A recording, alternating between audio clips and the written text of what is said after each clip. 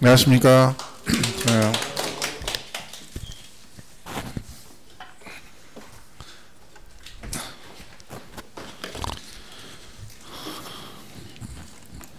이번 주에는 그래도 대면수이 좀 풀려가지고 그나마 다행입니다. 그죠? 빨리 풀려야 되는데, 그죠? 지난 시간에 배운 거 정리를 한번 하겠습니다. 여기 붙어 있었죠? 납세 의무 성립 시기. 이거는 뭐 전에 수업할 때 말씀드렸지만 외우려고 하지 마시고요. 막 외우면 기억 안 납니다. 그죠? 그러니까 그 제목, 이 세목의 특징을 보고 걔가 왜 이날이 성립 시기인지를 이해를 하시면 돼요. 그러면 문제를 쉽게 풀 수 있습니다. 그죠? 그러니까 취득세는 이름이 왜 취득세라고 했어요?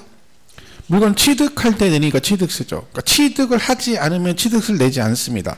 그러니까 취득세는 물건을 쳐다보면 세금을 낸다. 그러면 안 되잖아요. 그죠? 취득할 때. 제목대로 가면 돼요. 그죠? 그 다음에 등록세는 등기 등록할 때 내니까 등기 등록할 때. 그러면 돼요. 얘네들은 항상 언제예요? 얘네 재산세 종부세 나왔다 그러면 항상 과세 기준일이죠. 그죠? 과세 기준일, 과세 기준일. 그죠? 그다음 얘는 예정신고 이렇게 돼 있죠. 이렇게. 이건 어떻게 기억하시라 했어요? 얘가 예정신고가 나중에 양도세 배울 때 양도일이 속한 달의 말일부터 2개월이에요. 말일부터 2개월. 그 말은 이번 달에 발생된 건 이달 말부터 2개월, 다음 달에 발생되면 다음 달 말부터 2개월이니까 얘는 한 달 단위로 가는 거죠. 그러니까 속한 달에 말일에 납세 의무가 성립하죠. 그럼 말일에 한 달 거 다 해서 그 다음 2개월 안에 신고한다. 그런 뜻입니다. 이거는 이제 소득세 같은 경우는 과세 기간이 법으로 정해져 있다 있죠. 물론 얘는 이제 1년인데 그 기간이 정해져 있다는 얘기는 그 기간 동안에 발생된 걸 한꺼번에 세금을 내라는 얘기거든요. 그러니까 얘도 뭐가 돼야 돼요? 기간이 끝나야 되는 거죠.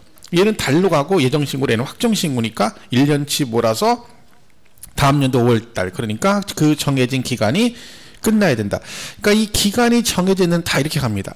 예를 들면 이거 말고도 부가가치세나 법인세 같은 경우도 과세기간이 정해져 있거든요. 그죠? 그럼 걔네들은 전부 다 기간은 다르지만 표현은 뭐라고 해야 돼요? 과세기간이 끝나는 때라고 표현을 하시면 됩니다. 그죠? 하시면 되고. 상속세는 돌아가시는 데죠. 돌아가시는 날 그랬고, 증여는 공짜인데 내 손에 들어와야 될 거라겠죠? 말로만 준다 그러면 안 된다겠죠? 그래서 증여로 그 재산을 취득할 때 그렇고, 얘네 둘을 우리가 뭐라고 그러죠? 지방교육세, 농특세, 그럼 뭐가 떠올라야 돼요? 부가세. 부가세라는 건 자체적으로 세금을 못해서 본세에 덧붙여드는 세금이니까 납세 의무 성립도 자체적으로 될 리는 없겠죠. 그죠? 그럼 따라간다는 얘기죠. 그래서 그 과표관에서 납세 의무 성립할 때, 본세 성립할 때 이렇게 하는 거죠. 성격을 잘 보시면 되는 거죠.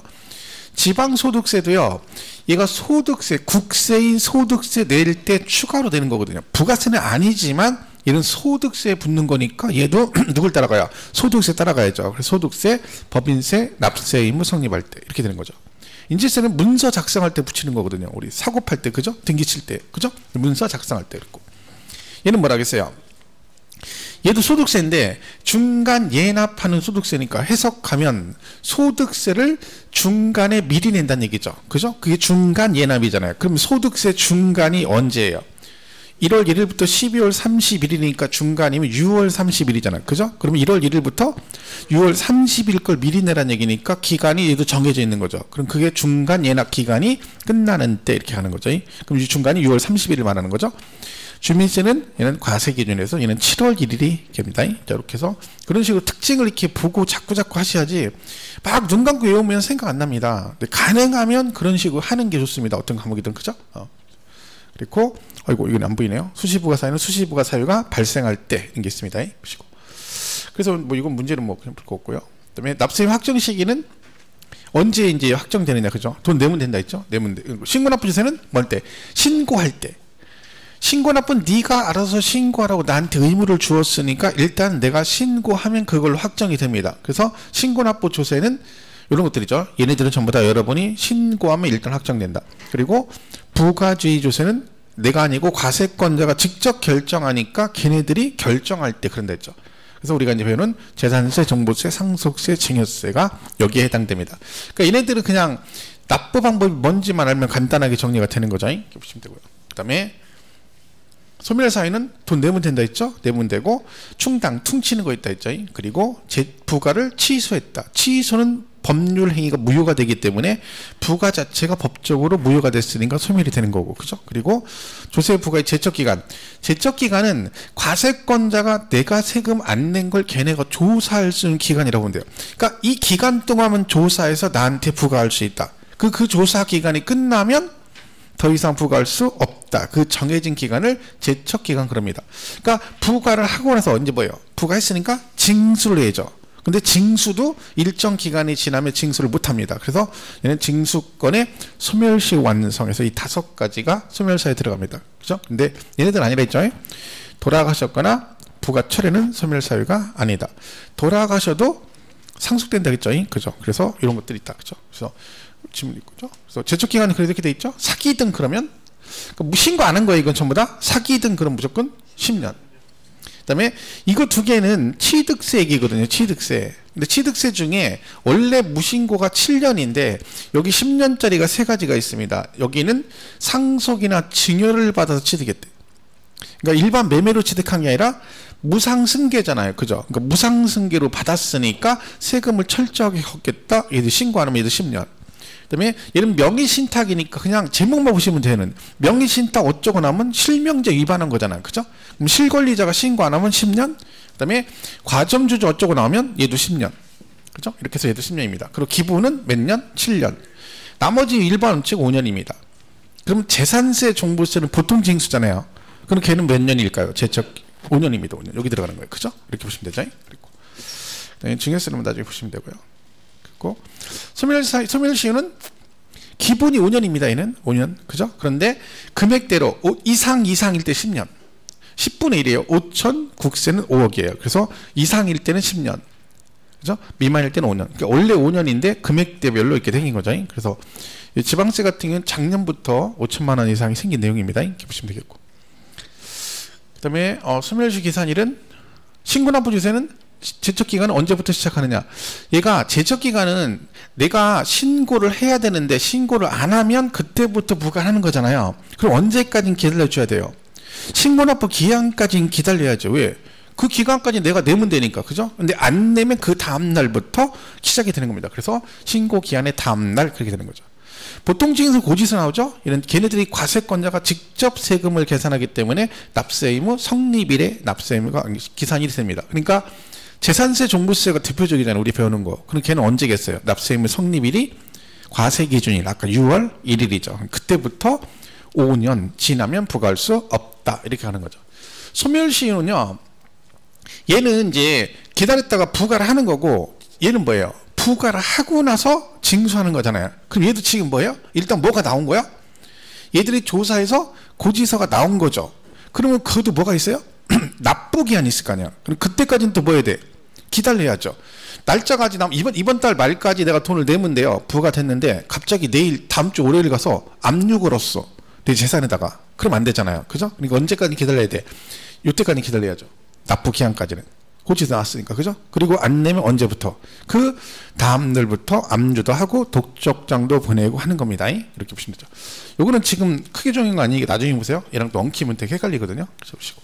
그 다음에 이거는 뭐 지금 보시고 어떠 있죠? 중단 정지 이렇게 돼 있는데 요거는 그냥 나중에 문제 나오면 기간만 기억하시면 돼요. 이게 시험이 많이 나오는 내용은 아니에요. 그죠? 그러니까 얘하고 차이점이 기간자만 들어간다. 내용도 외울 거 없어요. 뭐 징수 유예기간, 체납 처분 유예기간 이런 거 외울 필요 없어요. 그냥 혹시 중단 정지라는 게 언급이 되면 이거 섞어서 나오잖아요. 그럼 기간이 들어가느냐 안 들어가느냐 이것만 가지고 판단하면 돼요. 5개 지문 중에 기간이 여러 개 있다. 그럼 기간 안 들어간 걸 고르면 되고, 그 다음에 그 중에 기간이 하나밖에 없다. 그럼 기간 들어간 걸 고르면 돼요. 그런 식으로 정리하면 되니까 이런 거 막 외우고 할 필요 없습니다. 필요 없는 얘기죠. 그 다음에 이거는 조세 배당할 때, 그죠? 채권 순서죠. 조세와 일반 채권이 있으면 뭐가 우선이에요? 당연히 세금을 먼저 합니다. 배당을. 그런데 이 조세, 일반 채권이 얘보다 얘 법정 기일 전에 저당권 설정 등이 등 담보채권이 먼저 설정되어 있으면 얘가 선순위니까 얘를 먼저 배당하는데 뭐가 있다 했어요? 이렇게 그 재산에 부과된 조세로 당해세. 근데 이제 원래 이름이 당해세인데 얘가 법정은 그 재산에 부과된 조세라고 되어 있습니다. 얘는 뭐다? 그 법정 기일 전에 담보채권이 먼저 설정돼 있는데도 얘가 후순위인데도 항상 우선하는 조세.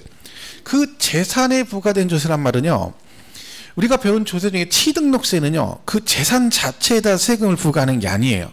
걔는 취득 행위, 그러니까 상속이나 증여로 취득했느냐, 매매로 취득했느냐, 원시 취득했냐, 그 행위에 따라 세율이 다르죠. 그러니까 걔는 취득 행위에 대해서 부과하는 거죠. 등록세도 저당권 설정해서 어떤 걸 하느냐, 행위에 따라 부과하는 거고, 양도소득세는 뭐예요?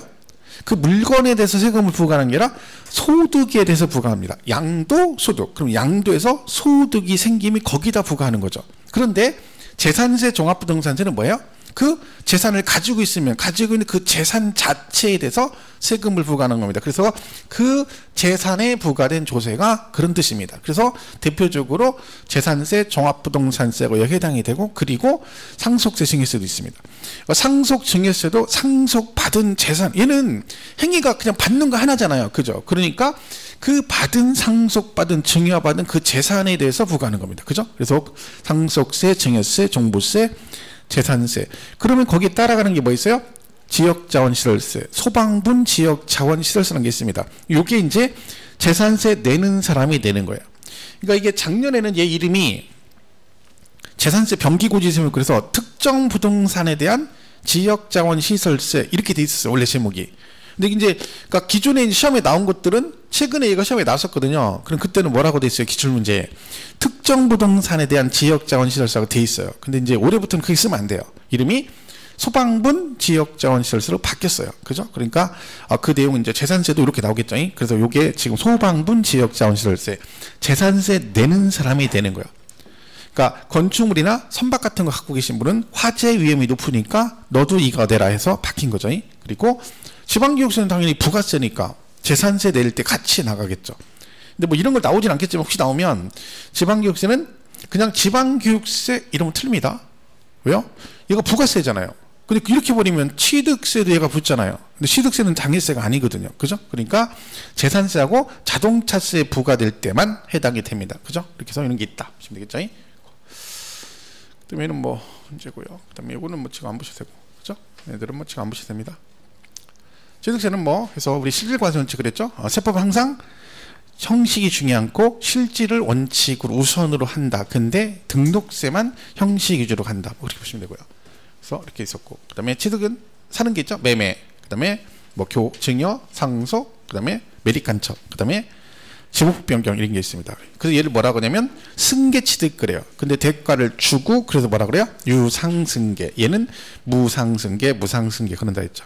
얘는 최초 취득이니까 원시 취득. 요거는 취득을 안 했는데 취득으로 본다, 간주 이렇게 돼 있죠. 이걸 취득으로 본다 했죠. 그래서 요런 게 이제 다 유상승계에 들어가죠. 그러니까 여러분 유상승계가 매매, 교환, 현물출자, 대물변자가 대표적이거든요. 근데 그 이름의 차이가 뭐냐면 유상의 뜻이 뭐예요? 뭔가 대가를 주고. 근데 유상을 금전이라고 생각하면 안 돼요. 유상이란 말은 대가를 뭔가 주고 취득했다는 얘기죠. 근데 그 대가를 돈을 주면 매매한다 그러고, 돈 주고 사면 얘는 말 그대로 물건하고 물건을 교환했으니까 말 그대로 교환인 거죠. 그리고 현물출자는 출자에서 뭐 지분, 출자 형식을 받아가지고 내가 뭘 주고 지분을 주고 주식 같은 걸 주고 취득하는 거죠. 대물변제는 채무를 변제해버리는 거야. 그죠? 그러니까 내가 받을 돈이 있는데 그거를 부동산 받아가지고 퉁치는 거죠. 이런 식으로 무엇을 대가로 하느냐에 따라서 이름이 달라지는 거죠. 그러니까 지금 말한 이 네 가지는 나중에 어디에도 나와요? 양도세도 나와요. 왜냐면 여러분 유상이란 말은 상대방한테 얘가 유상으로 취득했다는 얘기죠. 그러면 내가 유상으로 취득했으니까 그 거래 상대방은 저한테 유상으로 양도를 한 거예요. 유상으로 이전한 거죠. 그럼 유상 이전이 양도거든요. 그 당연한 얘기 아니에요? 이쪽에서 돈 주고 샀으면 상대방은 돈 주고 팔았겠죠. 그러니까 같은 내용이 나중에 양도세에서 양도로 보는 경우 할 때 똑같은 얘기가 나옵니다. 그죠? 보시면 되고. 그다음에 취득의 구분은 이렇게 되는데요. 이렇게 해서 이렇게 승계 취득과 원시가 있는데, 승계는 유상승계, 그죠? 대가 주고 매매 교환 이런 게 있고, 무상은 상속과 증여가 있다 그랬죠. 그리고 원시는 최초 취득, 매립간척, 건축물, 신축과 재축, 그렇죠? 그리고 얘네들 원시, 이거 나온 뭐예요? 원시는 과세하지 않는다. 승계 취득할 때만 과세한다. 얘가 제일 중요하다 했죠. 여기는 꼭 기억하셔야 돼요. 의제, 지목 4개, 지목 변경, 그 다음에 건축물 개수, 차량 등의 종류 변경, 과점주의, 주식 취득. 이 의제취득의 특징은 소유권의 변동이 있다 없다? 없다. 그러니까 여러분 이게 되게 중요한 개념인 게 소유권이 변동이 없다는 얘기죠. 그럼 예를 들면 나중에 우리 중가산세라는 걸 배워요. 중가산세. 그러니까 미등기 전매거든요. 그 미등기 전매를 하다 걸리면 중가산세 80%가 나와요. 그러면 얘네들은 중가산세를 적용하니 안 하니 이렇게 나오거든요. 얘는 중가산세 적용하겠어요 안 하겠어요?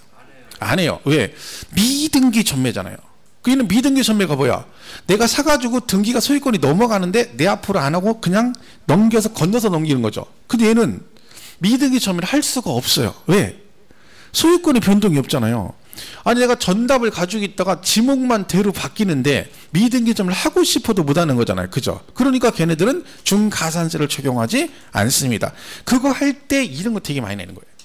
그러니까 그 개념을 잘 이해하시면 얘네들 안 해도 간주취득은 중가산세 적용을 안 하는 거구나. 왜?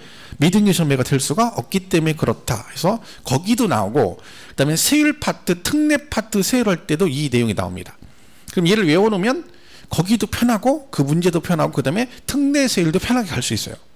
특례도 여기 건축물 개수가 시험에 되게 많이 나왔었거든요. 그죠? 그래서 그 내용 4개를 꼭 기억을 해 주셔야 됩니다. 보시고. 그죠? 이렇게 돼 있다. 보시고. 과점주주는 50% 초과. 그죠? 50% 초과. 50%는 과점주주 아니에요. 그죠? 이걸 잘 기억하시고요. 그리고 설립 당시, 3가지는 설립 당시는 과세하지 않는다. 이건 나중에 외우세요. 그냥. 그 다음에 최초 그러면 전체. 이런 식으로 공식처럼. 그러니까 최초로 과점주주가 되면 전체 지분을 취득으로 간주한다 이렇게 보시면 돼요. 그 다음에 재차는 과점주주였다 아니었다 다시 되면 그때는 이전의 과점주주 지분보다 증가분 해서 이 3개 가장 일반적으로 나온 내용이에요. 근데 물론 여기 또 있습니다. 내용이 이거는 뭐 다음 파트 할 때 다 할 겁니다. 이 내용들 그죠? 이렇게 보시면 되고. 그다음에 이제 오늘은 여기 할 차례네요. 107페이지 과세대상. 그 표 있죠? 107페이지 과세대상. 이거는 근데 외울 필요 없습니다. 여러분 따로 그냥 특별하게 할 게 없어요. 자, 부동산은 무조건 들어가겠죠. 부동산. 그죠? 토지 건축물. 그죠? 이거 무조건 들어가는 거죠. 우리 부동산 세법이니까 모든 세목의 대상의 토지 건축물 다 들어가는 거예요. 그죠? 그리고 이제 뭐가 있어요? 그 박스 표만 보시면 돼요. 107페이지 표. 그거 뭐 풀 것도 없죠. 차량, 기기장비, 선박, 항공기. 또 나왔죠. 이거는 뭐다? 원시는 과세하지 않는다. 그렇게 돼 있죠. 그죠? 그리고 광어권, 어권, 양식어권이라는 게 있습니다. 자, 근데 원래요, 엄밀히 얘기하면 이 광어권, 어권, 양식어권도 취득세를 원시는 면제줍니다. 원시 취득은 얘도 뭐 해줘? 면제를 해줘, 면제. 이 무슨 얘기냐면, 그 광어권이라는 게 광산 채굴 권리를 갖는 거잖아요. 그럼 얘가요, 등록을 해야 돼요. 광산 채굴을 하면 등록을 하는데 처음으로 등록하는 걸 우리가 뭐라고 하냐면 출원이라고 그래요. 출원. 우리 왜 특허 출원 그러잖아요. 그러니까 최초로 등록하는 걸 출원 그러거든요. 그럼 여러분이 광산이나 어업권을 처음으로 등록을 하잖아요. 그런 경우는 이 어업권이나 이런 것다가 장려하기 위해서 뭐를 해줘? 취득세 면제를 해줘요. 근데 이제 그거를 여러분이 최초 등록을 했어. 그럼 여러분 면제 받았죠. 근데 그걸 여러분이 얘를 뭐 할 수 있다는 거야? 팔 수도 있어요. 그럼 만약에 제가 샀어요. 그럼 저는 무슨 취득을 한 거예요? 승계 취득을 한 거죠. 그럼 저는 뭐를 내야 돼요? 취득세를 내야 된다는 거죠. 그래서 얘는 면제, 원시 취득은 얘도 면제해 줍니다. 출원. 참고로 보시면 되고, 임목은 나무예요. 나무. 그죠? 나무, 서 있는 나무. 근데 이 나무도 등기하는 나무가 있습니다. 임목에 관한 법률에 따라. 뭐 그런 게 있어요? 근데 그런 건 우리 취득세와 관계도 없죠. 그죠? 부동산 아니니까. 그리고 각종 회원권. 그래서 골콘, 승총, 요에서 이 5가지 각종 회원권에서 얘네들이 취득세 과세 대상에 들어갑니다. 근데 이거를 근데 뭐 굳이 여러분이 막 외울 건 없고요. 옛날에 한참 나올 때는 단순무식하게 이렇게 외웠었어요. 그렇죠? 이렇게 됐죠? 부동산을 여러분이 샀어. 개돈 타가지고. 기분이 너무 좋으니까 뭐요? 기분 좋을 때는 뭐 해야 돼요? 술 한잔 해야죠. 술 한잔 하면 어디 가서 안주가 있어야죠. 안주 뭐? 회를 먹어야 돼. 회. 그리고 회를 싸게 살려면 어디 가야 돼? 항구에 가야죠. 항구. 그래서 얘가 부동산을 기분이 너무 좋아서 차기선이란 항구에 가서 회 그러면 제일 기본적인 회가 뭐예요? 광어죠. 광어. 광어 입맛을 봤는데 문제는 이 광어가 자연산이 비싸서 뭘 먹었어? 양식을 먹었어요. 그죠? 광어를 양식 광어를 먹어. 그것도 그 입맛을 보니 뭐다? 기분이 골로 가더라. 그래서 골콘성종에서 이런 게 있었습니다. 원래 양식어권이 없었거든요. 이게 재작년에 추가된 거예요. 그래서 옛날에 광어 입맛을 보니 골로 가더라. 근데 양식어권 들어가서 이제 광어가 자연산 아니고 양식 광어다. 그래서 이런 식으로 뭐 이런 게 있다. 보시면 돼요.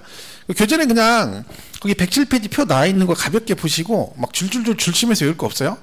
그죠? 뒷장에 108, 109, 110에 뭐 설명해 놨죠. 그게 이거 법조문 있는 걸 설명한 거거든요. 근데 읽을 필요 없어요. 아무 필요 없는 얘기들이에요. 그죠? 보시면 되고. 자, 그럼 이제 오늘 하는 것 중에 중요한 건 여기죠. 납세 의무자부터 보시면 돼요. 자, 여기서 이제 취득세 납세 의무자가 누가 낼 것이냐 이게 나옵니다. 자, 여기는 요지문이 중요합니다. 일단은 여기 뭐라고 돼 있어요? 관계 법령에 따라 등기 등록을 하지 아니한 경우라도 이 문제를 잘 해석을 해보세요.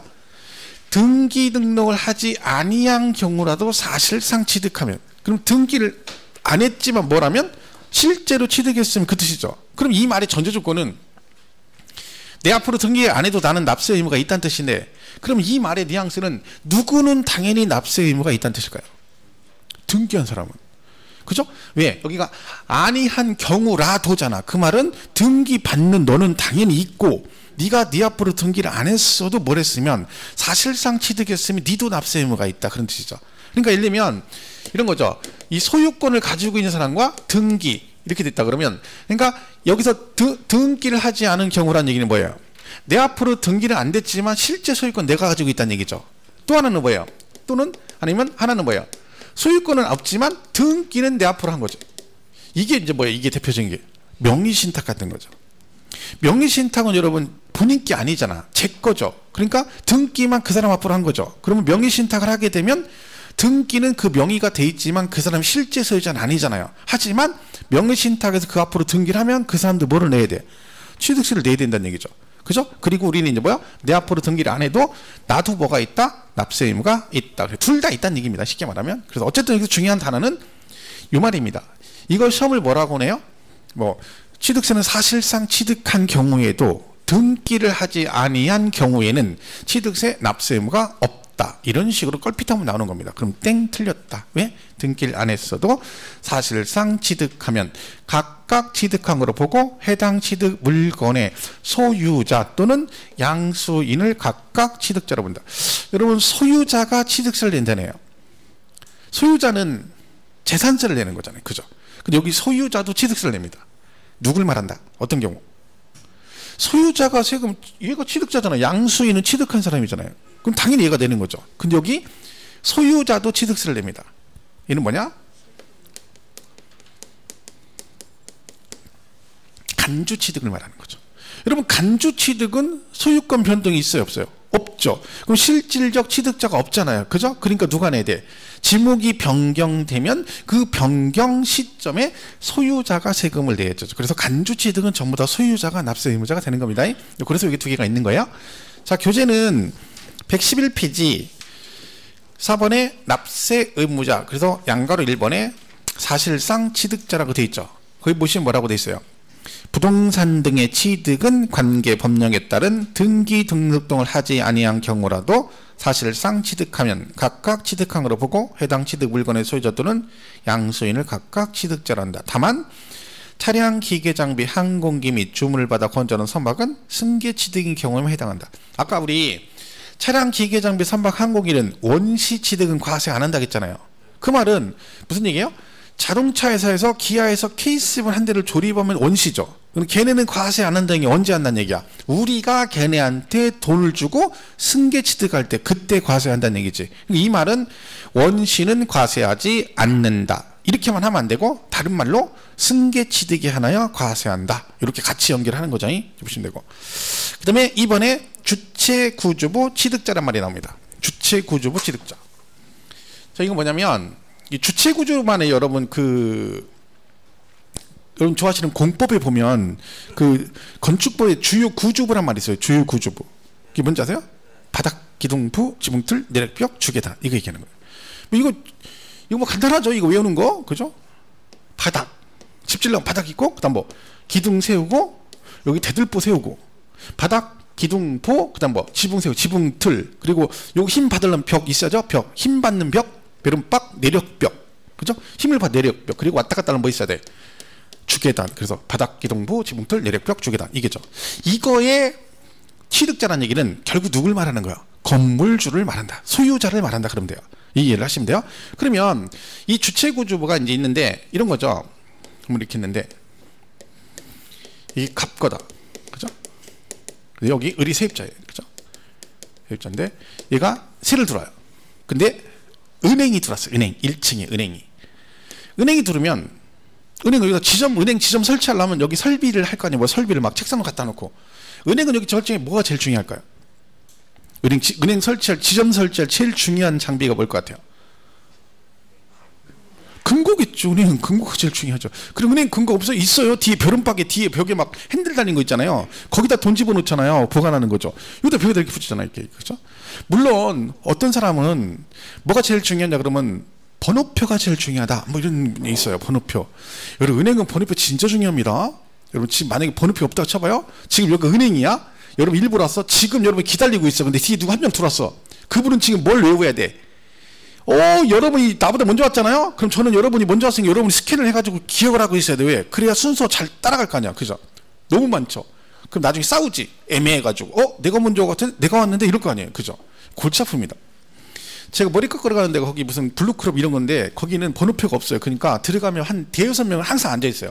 그래서 딱 거기 가는 사람 딱 들어가자마자 뭐래? 쫙 스캔해요. 나보다 먼저 온 사람 쭉. 그리고 그 옆에 딱 앉아 있어. 그리고 거기면 나보다 늦게 온 사람 기억 안 하는 거 왜? 어차피 그 사람 나면 나니까.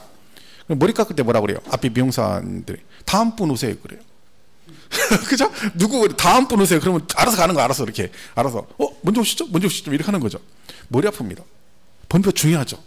하지만 근고 이 부착된 근거는요. 이 벽에다 붙이는 근거는 취득세를 내야 돼요. 자 그러면 이거를 설치한 거 산 건 얘죠. 세입자. 그죠? 근데 납세 의무자는 누구나? 얘로 간다는 얘기예요. 그러니까 우리가 이렇게 생각하면 돼요. 이 세금 법을 만들 때 여러 가지를 생각하는 거예요. 그 중에 하나가 뭐냐면 나중에 하자가 생겼을 때 누구한테 세금을 걷는 게 유리한가 이것도 생각하는 거죠. 얘는 세입자니까 얘가 세금 내라니까 열받아가지고 근고 뜯어가지고 잠수 타가지고 지리산 가서 반달곰하고 쎄쎄쎄하고 놀고 있어요. 못 찾잖아. 그죠? 근데 얘를 납세 의무자라면 얘는 잠수 타더라도 뭐가 있어? 건물이 있으니까 여기다 압류해서 공매 같은 걸 할 수가 있는 거죠. 하여튼 이런저런 이유로 얘를 납세 의무자를 한다는 얘기죠. 근데 이거는 말했잖아요. 다 필요 없고 시험에 얘가 나오면 그냥 그대로 나옵니다. 그럼 요 단어만 기억하면 돼. 그러니까 주체 구주부란 말이 나와요. 어차피. 그죠? 이거 딱 나오면 마지막 줄만 딱 보면 돼요. 그럼 뭐라고 돼 있어? 주체 구주부 취득자가 취득한 거를 본다. 그러면 맞는 거고 그게 아니고 다른 게 나오면 무조건 틀렸다 고르시면 됩니다. 그러니까 만약에 시험에 나왔다. 그러면 양가로 2번 주체 구주부 취득자라고 돼 있죠. 이 지문이 이대로 나와요. 그러면 중간 두 번째 줄에 주체 구주부 하나가 되어 했죠? 그러면 그 다음에 마지막 줄을 보면 돼요. 뭐라고 돼 있어요? 주체구주부 취득자가 주체구주부 취득자가 함께 취득한 거로 본다. 그럼 맞는 거고 거기 다른 얘기 나오면 그냥 틀렸다 이렇게 고르시면 돼요. 얘는 문제를 틀릴 일이 없어요. 그죠? 주체구주부 다 하나만 기억하면 됩니다. 그죠? 그 3번의 변경 시점 소유자는 아까 있죠? 간주취득 있죠? 아까 간주취득은 누가 낸다 했어요? 소유자가 낸다고 했잖아. 왜요? 소유권의 변동이 없기 때문에 소유자가 낸다. 그래서 거기 뭐 종류 변경, 지목 변경 시 그 변경 시점에 소유자가 납세 의무자가 된다. 그 얘기고요. 그다음에 과점주주는 했죠. 우리 아까 했던 거니까 지난번에 했던 거고. 5번에 수입하는 자는 이거는 뭐 크게 많이 나오진 않는데 잘 읽어보세요. 외국인 소유의 자 누구 거라고요? 외국인 소유의 취득세 과세 대상 물건을 수입하는 거예요. 근데 여러분 부동산은 해당 안 되겠죠? 부동산은 수입할 수 없잖아요. 그죠? 땅을 100만 평 수입해 이거 안 되죠? 그러니까 차량, 기계, 장비, 항공기 선박. 여러분이 선박을 외국인 거를 선박을 수입을 해와요. 임차해서 빌려서 뭐 하려고? 여러분이 직접 사용하거나 다른 사람한테 대여할 목적으로 수입해 온다는 거야. 그럼 여기 세금을 누군가 내야 되잖아요.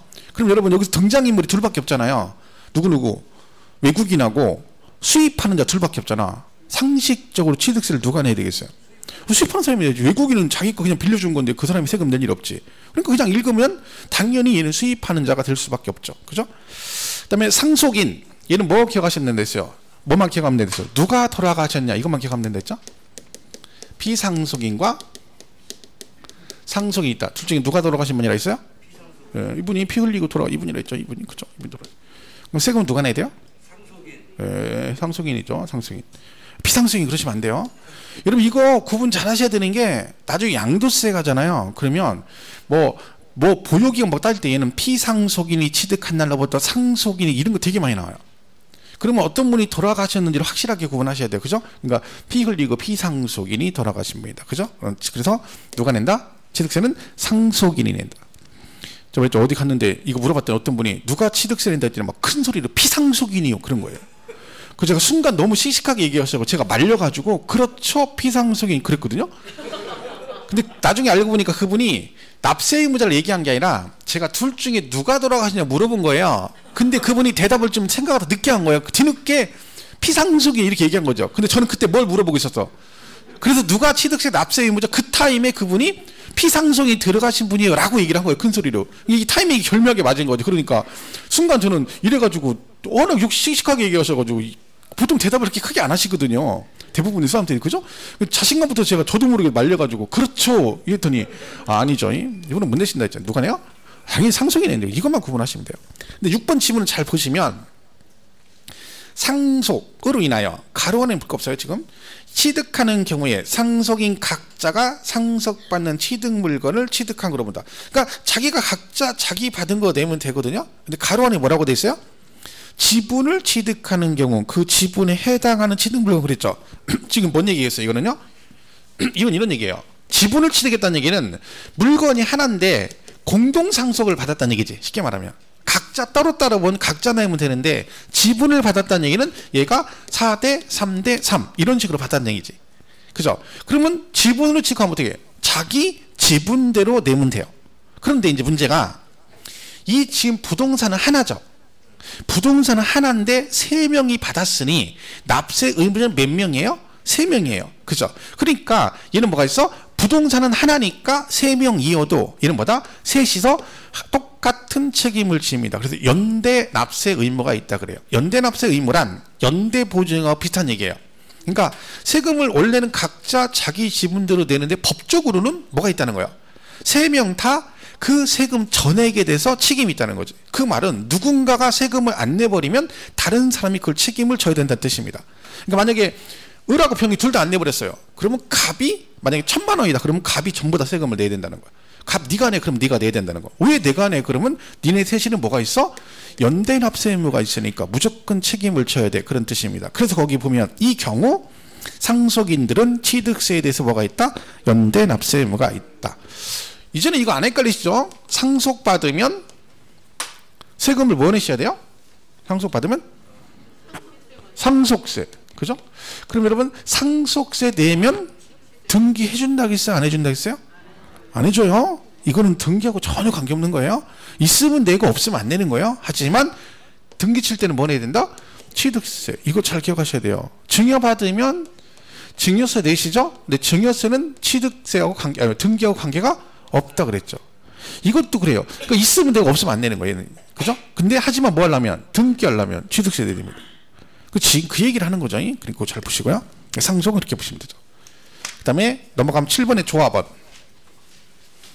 이것도 뭐 다른 거 볼 거 없죠. 단어만 기억하시면 돼요. 이것도 되게 쉬워요. 7번에 이렇게 나오겠죠. 지문에. 그러면 뭐 첫 번째 줄, 두 번째 줄, 세 번째 줄 중간까지는 다 뭐예요? 조합 얘기하는 거야.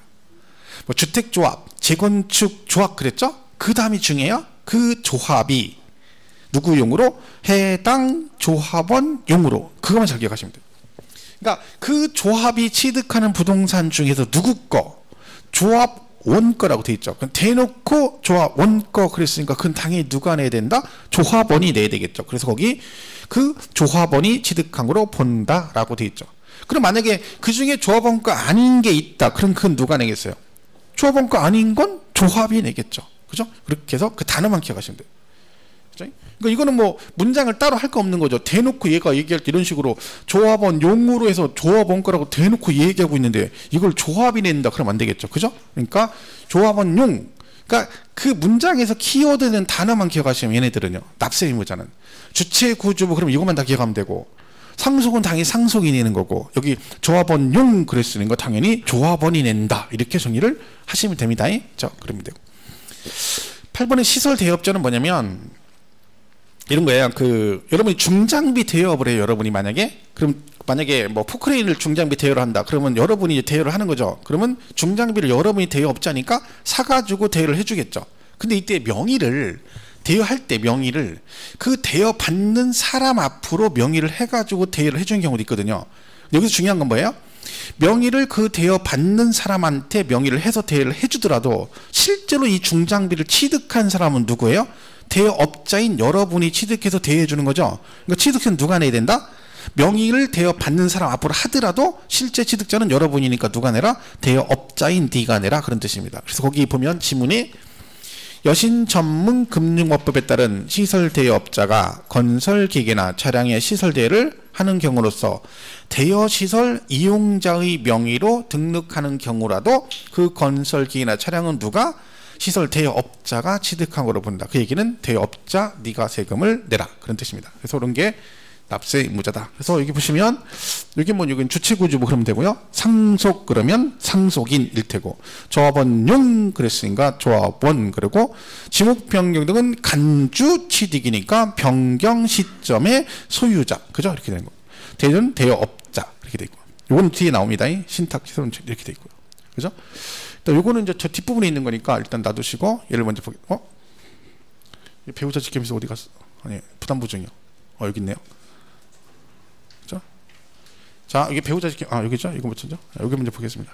자, 거기 10번에 보시면 배우자 직계준비 나오죠? 자, 일단 여러분 이 개념은 잘 기억하셔야 되는 게 양도세하고 연관되어 있으니까 개념 이해를 잘 하셔야 돼요. 일단 뭐가 나왔어요? 배우자, 그리고 뭐? 직계존비속. 형제지간은 배우자 직계존비속에 들어간다, 안 들어간다? 형제지간. 여러분 형제지간이죠? 동생이나 누나나 뭐 이렇게 형제지간은 직계존비속이 안 들어갑니다. 존속은 뭐라겠어요? 본인 중심으로 직계, 존속, 부모님, 할아버지 이렇게. 그다음에 비속은 자식, 손자, 이렇게 직계죠. 그죠? 그리고 부부지간. 그러니까 쉽게 말하면 부모, 자식 간, 그죠? 부모, 자식 간은 뭐다? 배우자, 직계존비속입니다. 그럼 이건 무슨 뜻이에요? 부부지간이나 부모, 자식 간의 거래를 했다는 얘기지. 그러니까 한마디로 와이프가 남편의 부동산을 와이프가 돈을 주고 사갔다는 얘기입니다. 아들이 아버지 부동산을 돈을 주고 샀다는 거죠. 그럼 이 돈을 실제로 주고받은 걸로 보느냐 그 얘기죠. 와이프가, 여러분 생각해보세요. 여러분 와이프가 본인 부동산을 돈 주고 사갔대. 그럼 돈을 주겠습니까? 말도 안 되는 얘기죠. 준다 한들 그 돈이 여러분 돈입니까? 아니죠. 그죠? 그렇잖아요. 돈 줬다가 나중에 3억 줬는데 도로 내놓으라고 그러죠. 내놓을 때 뭐라고 그래요? 그렇지. 돈은 3억 줬는데 4억 달라고 하지. 왜 그러니까? 이자 붙었다고. 그죠? 은행에 넣어서 이자 내려고. 강도라니까요. 그죠? 거의 낡은 게. F가 아니라 강도죠. 그죠? 여러분 다 그렇게, 그렇죠? 그죠? 제가 살아보니까 웬만하면 여자들은 다 이기는데 딱 2명은 못 이겨, 여자들은. 엄마하고 와이프는 안 되더라고. 처음에 결혼할 때 내가 분명히 약간 우위에 있었거든요. 근데 살다 보니까 나도 모르게 스스로 어디 스며들어가 지금 완전히 어느 날 보니까 제가 와이프 말을 듣고 있는 거예요. 와이프는 자꾸 말로 하고 나는 뭘 움직이고 있더라고, 나도 모르게. 왜 그렇게 된 지금도 모르겠어요. 어느 순간 제가 하고 있는 거예요. 그래서 자기 뭐 해요? 그러면 나도 모르게 몸이 움직여요, 몸이. 막, 그죠? 돌아버리겠다니까요. 그래서 얘기했죠. 이 젊은 청춘들 나중에 혹시 결혼하시면 그 와이프가 이쁘다고 해서 다 해주면 안 돼. 그러면 평생 해야 돼, 그거를. 그러니까 처음에는 웬만한 거 하지 마. 안 할 건 안 하고 그래야 돼. 계속 하잖아. 그러면 계속 해야 돼. 음식 잘한다고 자랑하지 마. 그럼 와이프가 음식을 안 해. 자기가 맛없다고 네가 해. 그럼 평생 음식 해줘야 돼. 그러니까 하면 안 돼요. 그죠? 제가 안 돼요. 이거 안 돼요. 저는 지금 제가 하는 게 전 부치는 거하고 짜파게티는 제가 항상 끓이거든요. 부침개도 제가 잘 부쳐요. 근데 그거를 맨날 저 시켜요. 비 오는 날은 전 먹고 싶대. 그럼 나도 부치란 얘기예요. 오늘은 짜파게티가 먹고 싶대. 그럼 제가 해야 돼요. 안 한다 그러면 내가 하는 게 맛있대요. 거짓말이죠. 귀찮은 거야. 오늘 한번 해줬더니 네, 그래가지고 그래서 그거 하고 2개, 그죠? 그리고 명절 때 집에 가서 전 부치는 거, 그거는 하지 마세요. 제가 명절 집에 전 부치기 시작해가지고 언제가 한번 와이프 도와주면 시작했다가 지금 10몇 년째 전 부치고 있어요. 밖에도 못 나가요. 무조건 이번에 지금 명절이잖아요. 또 전 부쳐야 돼. 5시간 5시간? 죽어요, 죽어. 친구들이 전화해서 너 아직도 전 부치냐? 막 그래요. 전화하지 마라. 일 받으니까. 그죠? 못 나가, 언젠가부터. 그래서 제가 제 남동생을 잡아가지고 같이 하고 있죠. 이놈이 나가더라고. 지는 짜증나잖아. 일로 와. 여기 앉아. 그래가지고 지금 둘이 붙여, 둘이. 그죠? 그렇게 하면 안 돼. 그죠? 나중에 후회해요. 그죠? 배우자 직계주소. 그죠? 부동산. 이게 돼 있죠? 그러면 이거는 뭘로 본다는 거? 식구끼리니까 무조건 공짜로 주고받은 걸로 본다는 얘기죠. 일단은. 자, 여기서 중요한 게 좀 이거예요, 여러분. 얘가 요 말을 잘 기억하셔야 돼. 그러니까 우리 세법에 여기도 그렇고 양도세도 이게 나오거든요. 그럼 일단 뭘로 봐요? 그냥 공짜로 주고받은 걸로 보는데 추정의 의미가 있다. 이걸 기억해요. 추정이란 말은요, 그러니까 증여로 보긴 하는데 이게 된 반대, 즉 대가를 지급한 걸 반대로 입증하며 뭔가를 증빙을 하면 정상적인 거래로 볼 수 있다. 그런 뜻입니다. 그러니까 증여로 보지만 입증하면, 대가를 준 걸 객관적으로 입증하면 유상으로 볼 수도 있다. 그래서 이제 뭐가 나오는 거야? 이렇게 나오는 거야. 그 지문이. 다음의 경우는 유상취득으로 본다. 왜 그래요? 추정이니까. 만약에 증여 의제 그려버리면 무조건 증여로 본다는 얘기잖아요. 그럼 입증할 필요가 없죠. 근데 추정이니까 이렇게 해서 입증하면, 얘네들로 입증하면 뭘로 본다? 배우자 직계존비속 간의 거래도 유상취득으로 봐주겠다는 뜻입니다. 해서 여기 나오는 거 이렇게 5개가, 4개가. 근데 이걸 지금 외울 필요는 없지만, 예를 들면 이런 거죠. 여기 보면 교환이 나오죠. 교환. 무슨 얘기야? 남편의 부동산과 와이프 명의의 부동산은 서로 교환. 그럼 교환은 뭐예요? 이거는 남편 명의고 이건 부인 명의로 돼 있다는 얘기는 법적으로 이건 와이프 거고 이건 남편 거 입증된 거죠. 그 두 개를 바꿨다? 그럼 뭐예요? 서로 간에 확실하게 대가를 지급한 게 입증이 된 거죠. 그런 경우는 뭘로 본다? 유상취득으로 보겠다는 얘기죠. 그러니까 여기서 이걸 막 물어보는 게 많지는 않거든요. 근데 만약에 시험에 나오면 교환이 되게 많이 나오거든요. 교환 나오면 뭘 조심해야 되냐면 여기 등기 등록이 필요한, 이 말이 들어가야 돼요.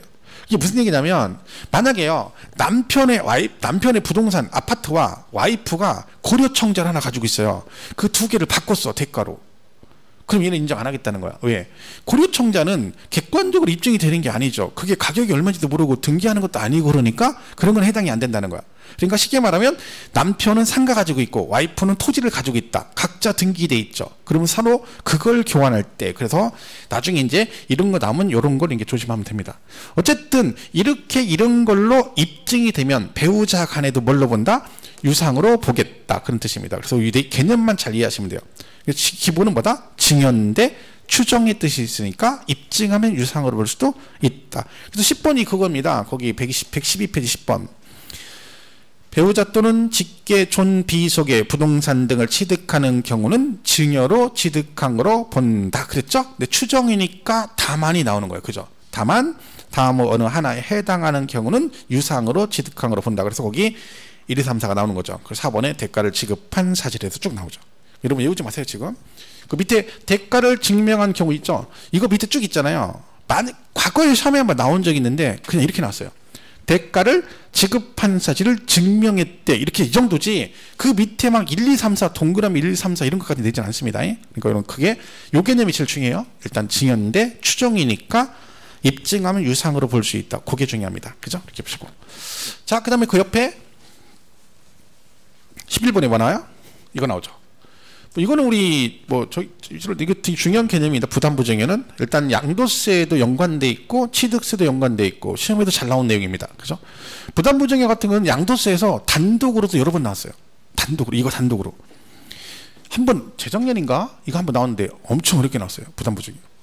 예, 그죠?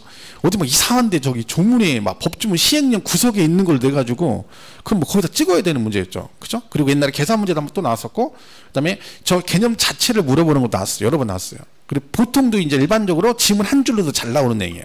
자, 이걸 해석하면 증여를 한 거죠, 증여. 그죠? 근데 어떻게 했다고요? 공짜로 줬는데 뭐요? 조건부라는 거, 조건부. 야, 내가 이걸 너한테 그냥 공짜로 줄게. 고마워. 근데 뭐래요? 대신 조건이 있어. 그 조건이 뭐냐? 들어봤더니 네가 내 대신 뭔가를 뭐해라? 말 그대로 떠안아라. 이걸 부담하는 조건부로 내가 너한테 이걸 그냥 주겠다. 그런 뜻입니다. 예를 들면 이런 거라 있죠. 얘가 토지 갖고 있는데 이렇게 해서 그죠? 이 갑이 5억짜리 토지를 을한테 그냥 주는 거예요. 그죠? 공짜로. 근데 갑이 뭐라고 하는 거예요? 대신 조건이 있어. 그게 뭔데? 네가 내 대신 이거를 부담을 해야 돼. 그래야 이걸 그냥 줄게. 얘기를 들어봤더니 뭔데? 그랬더니 얘가 뭐라 그래요?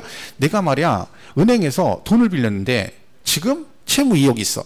그러니까 얘가 5억짜리 토지를 가지고 있는 여기에 저당권 2억 원이 설정되어 있는 거죠. 그럼 갑이 지금 뭐라고 한다고요? 을한테 5억을 주면서 뭐라고 얘기 조건을 건 거야? 이 채무 2억을 네가 뭐해라? 내 대신 부담해라 그런 얘기죠. 그럼 2억을 떠안는 조건부로 5억짜리를 얘한테 주는 거죠. 그걸 말 그대로 뭐야? 채무를 부담하는 조건부로 증여한다. 그래서 뭐라 그래요? 부담부 증여를 하는 겁니다. 자, 이때 그러면 세금 관계가 어떤 식으로 흘러가느냐 그 얘기죠. 자, 지금 이런 얘기잖아요. 이걸 그대로 쓰면 여기서 얘가 5억짜리가 있는데 여기에 저당권 2억이 설정되어 있어요. 그죠? 그럼 갑이 을한테 부담부 증여를 하는 거죠. 그죠? 그래서 얘를 뭐라고 하냐면 증여라고 그러고 얘를 뭐라고 그래요? 수증자라고 그래요. 수증자. 그죠? 이렇게 된 거죠. 자, 그러면 얘가 지금 얘 2억을 이 2억은 채무가 누구의 채무예요? 원래 누구의 채무예요? 갑의 채무죠. 근데 이걸 떠안는 조건으로 줬는데 문제는 이 갑이 을로부터 돈 받은 건 있어요, 없어요? 없죠. 돈을 받은 게 없잖아. 그러니까 겉으로는 5억을 그냥 준 거예요.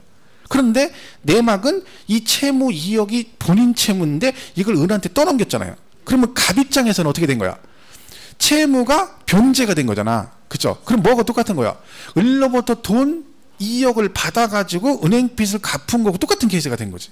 그죠? 그러니까 우리 세법에서는 야, 이거는 네가 이 2억 원은 그냥 준 게 아니라 대가, 돈을 받고 준 걸로 보겠다는 얘기죠. 그래서 이만큼은 양도세에서 증여가 아니라 뭘로 봐? 양도한 걸로 보고 나머지 3억만 뭐 한 걸로 본다? 증여한 걸로 보겠다 그런 뜻입니다. 그죠? 그래서 그러면 얘는 뭘 내고 이만큼은 증여세를 부과하고 이만큼은 양도세를 부과하겠다 이런 뜻입니다. 자, 그러면 나온 김에 이 3억에 대한 증여세는 누가 내야 될까요? 갑을 중에. 만약에 증여세를 낸다. 3억은 증여세를 내죠. 그럼 누가 낼까요? 이거는. 갑이 내요? 증여자가 내요? 수증자가 내요? 그 이런 것도 헷갈리는 분 있어요. 헷갈리죠? 아, 저 증여세 누가 내? 수증자가 내? 증여자가 내? 사람이 양심이라는 게 있어야 되거든요. 양심이라는 게. 그죠? 만약에 제가 길 가다가 여러분 만났는데 길 가다가 만나가지고 우리 밥이나 같이 먹으시죠. 그래 제가 밥을 샀다 쳐봐. 그럼 밥을 먹었어. 그럼 여러분 밥을 다 먹고 나서 여러분 최소한의 기본 양심이 있으면 밥 먹고 나서 저한테 뭐라고 해야 돼? 잘 먹었습니다는 무슨 당연한 얘기를 하고 있어요. 잘 먹었습니다가 뭐가 그게 다음에 그렇지. 커피는 제가 사겠습니다. 이게 기본이지. 다음에 제가 사겠습니다. 다음에 언제? 커피는 제가 사겠습니다. 이게 기본이야. 자, 얘가 3억을 공짜로 줬어. 그럼 양심이 있으면 증여세 누가 내야 돼? 준 사람이 내야 돼? 받은 사람이 내야 돼? 그렇지. 받은 사람이 내야죠. 증여를 해주면요. 증여를 해준 사람은 아무런 법적인 납세 의무가 발생하지 않아요. 증여해주면 증여세와 취득세를 내죠. 그럼 다 누가 내야 돼? 수증자가 내는 거야. 증여세도 받은 사람이 내고 걔 받은 애가 지 앞으로 등기하니까 그것도 수증자가 취득세를 내는 겁니다. 그죠? 그러면 이거는 증여세는 을이 내는 거고요. 양도세는 누가 내겠어요? 갑이 내는 거예요. 왜? 이건 원래 갑의 채무인데 갑이 을로부터 대가를 받고 파는 걸로 본다는 얘기죠. 그럼 이 말은요. 양도라는 것은요. 상대방한테 대가를 받고 넘긴 거고요. 유상 이전한 거고요. 이거는요. 공짜로 준 거잖아요. 그럼 뭐라 그래? 무상 이전이에요. 그럼 이게 지금 양도세 얘기거든요. 그럼 취득세는 얘는 취득세잖아요. 그럼 얘는 뭐예요? 얘는 취득세를 어떻게 낼 것이냐 그런 얘기죠. 이거 상식적인 얘기죠. 주는 사람이 파는 사람이 돈 받고 팔았으면 상대방은 돈 주고 산 거고 주는 사람이 공짜로 줬으면 상대방은 공짜로 취득한 거죠. 그럼 여기 지금 줄긋기 하면 돼. 줄긋기 이렇게 그냥 줄긋기. 그잖아요. 자, 부담부 증여 시 채무에게 해당하는 부분은 주는 애가 뭐래요? 주는 애가 유상으로 이전했대. 그럼 받는 애는 유상으로 취득한 거죠. 그죠? 나머지 부분은 주는 애가 무상 이전이니까 받는 애는 무상. 이게 뭐 이게 할 게 뭐 있어요? 근데 근데 문제가 뭐예요? 여러분 이거는 양도세에서 엄청 많이 하거든요.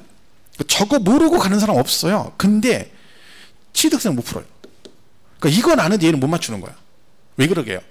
얘랑을 별개로 생각하는 거야. 이거는 양도세고 여기는 취득세 이러니까 양도세 정확히 이해를 하고 있는데 취득세 저 쉬운 걸 못 푸는 거죠. 양도세만 이해하면 취득세 뭐만 하면 돼요? 줄긋기 해가지고 그냥 갖다가 붙이면 되잖아요. 근데 이게 취득세에서 여러 번 나왔거든 시험에. 그게 못 맞춘다니까 이거를. 그러니까 얘는 연관성 있는 건 같이 묶어서 기억을 하셔야 돼요. 그래야 기억도 오래 가고 양쪽 다 안 헷갈리거든요. 그죠? 항상 그래서 요 부분 할 때는 같이 묶어서 정리를 하시면 돼요. 나중에 양도세감 이거 나오거든요. 부담보증이요. 그때 할 때도 제가 요 취득세랑 같이 묶고 또 얘기를 할 거예요. 계속 수업은 그런 식으로 한 거니까 여러분도 그런 식으로 정리를 하시는 게 좋죠. 그럼 결론은 뭐예요? 이렇게 됐을 때 요 질문들 하면 이렇게 된다는 거죠. 채무액, 그죠? 얘는 뭘로 보고? 양도로 보고 나머지는 증여로 본다. 그죠? 그럼 받는 애도 채무액은 주는 애가 뭐니까?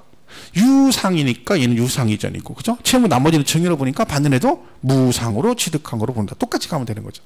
근데 얘네 둘이 이런 관계예요. 배우자 직계준 비속이에요. 문제예요. 부담보증 했는데 둘이 무슨 관계야? 배우자 직계준 비속. 무슨 뜻이에요? 아버지가 아들한테 5억짜리를 주면서 증여해주면서 아들한테 대신 이 2억 원을 네가 내 대신 갚아야 된다? 그 조건부로 부담보증 했다는 얘기죠. 자, 우리 아까 무조건 머릿속에 지문에 뭐 나오면 배우자 직계존 비속, 그럼 아까 뭘로 본다 했어요? 증여라니까. 근데 이런 분이 있어요. 그냥 일반적으로 아버지가 아들한테 돈 받고 팔았대, 매매했대. 이거는 증여로 보고, 여긴 또 부담보증이니까 뭔가 다르겠지, 이런 생각하지 마세요. 배우자 직계준비속가는 뭘 했든 부담보증을 했든 매매를 했든 다 뭘로 봐? 증여로 본다. 근데 추정이라 했잖아. 그죠? 똑같은 거예요. 아까 10번하고 똑같은 거예요. 그죠? 그 증여로 추정합니다. 그럼 아들이 만약에 직장을 다니는데 소득이 있어요? 그런데 은행 채무를 본인 이름으로 돌려가지고 은행 빚을 갚아. 그럼 입증된 거죠. 그런 경우는 부담부 증여로 봐주겠다는 거, 정상적으로. 근데 그렇지 않은 난, 예를 들면 아버지가 아들한테 부담부 중에 아들이 백수야. 재산도 아무것도 없고 그냥 펑펑 놀아. 근데 채무 2억을 제가 갚는데 뭘로 갚아요? 못 갚지, 그죠? 능력이 없잖아. 그러면 여러분이 부담부증에 신고를 하더라도 국세청은 뭐라고 그래요? 전체를 증여한 걸로 봐버립니다. 그러면 추징을 하는 거예요. 그죠? 그러니까 이런 경우 조심해야 돼요. 무조건 부담부증 했다고 해서 이게 일반적으로 전체 증여하는 것보다 부담부증여가 세금이 덜 나와요. 왜냐면 얘는 양도세를 내고 얘는 증여세를 내니까 일반적으로. 그러니까 부담부증을 많이 하거든요, 실제로. 근데 그게 잘못했다가 나중에 입증 안 해버리면 나중에 국세청에서 너 이거 한 거 증빙해봐. 그러면 증빙을 해도 못하잖아요. 그럼 추징당합니다. 이런 건 좀 조심하셔야 돼요. 그러니까 거래관계. 그러니까 돈을 또 줬다고 해서 그게 무조건 되는 게 아니에요. 계좌이체 해줬어. 남편 통장으로 계좌이체 했어. 통장에 남아있잖아요, 내역이. 그럼 그걸로 끝나는 게 아닙니다. 나중에 국세청이 또 뭐라고 할 수도 있어요. 걸리면. 남편한테 너 얘 와이프한테 돈 3억 받은 거 어디다 놨어? 물어볼 수 있어요. 왜요? 통장만 썼다가 도로 줄 수 있잖아요. 그걸 국세청이 모르겠어요. 그러니까 식구끼리 거래는 확실하게 하셔야 돼요. 확실하게. 그런 사람 있잖아요. 빌려줬다고 그러잖아.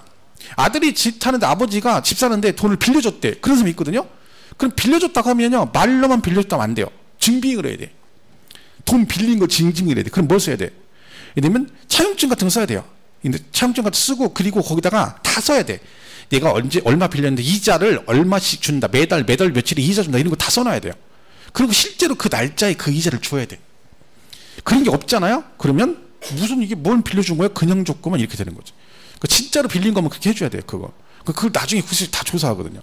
혹시나 그런 게 있으면 안전빵으로 그런 안전자기 하는 게 좋긴 하죠. 이자도 뭐 법정 이자보다 높은 금액을 해서 매달 줘야 돼요. 따박따박 넣어줘야 나중에 봐봐라, 나 이거 썼고 이날 돈 주기로 했는데 이자 내가 따박따박 넣었잖아. 이렇게 해야 그거 빌려준 거구나, 이렇게 되는 거지. 안 그러면 또 나중에 걸리면 어떻게 돼요? 그냥 증여한 걸로 봐요. 그럼 증여세가 세율이 높잖아요. 그럼 왕창 묻죠. 가산세까지 물을 수 있어요. 그건 좀 조심해야 돼요. 식구끼리는. 어쨌든 얘 나오면 무조건 뭘로 봐? 전체를 증여로 본다. 이렇게 보시면 되죠. 그게 지금 113페이지 11번 얘기잖아요. 증여자의 채무를 인수하는 부담부 증여의 경우에는 그 채무액에 해당하는 부분은 뭘로 본다? 유상으로 취득한 거로 본다. 그럼 채무액을 유상으로 보니까 나머지는 뭘로 본다는 거야? 무상으로 본다는 얘기죠. 다만 배우자 직계존 비속으로부터 부동산 등의 부담부 증여는 10을 적용한다는 얘기는 뭐야? 그냥 증여로 본다. 근데 추정이니까 입증하면 이렇게 보겠다. 그런 의미죠. 이렇게 보시면 되겠습니다. 자, 여기까지 하고요. 잠깐 쉬었다가 그 뒤에 이어서 가겠습니다.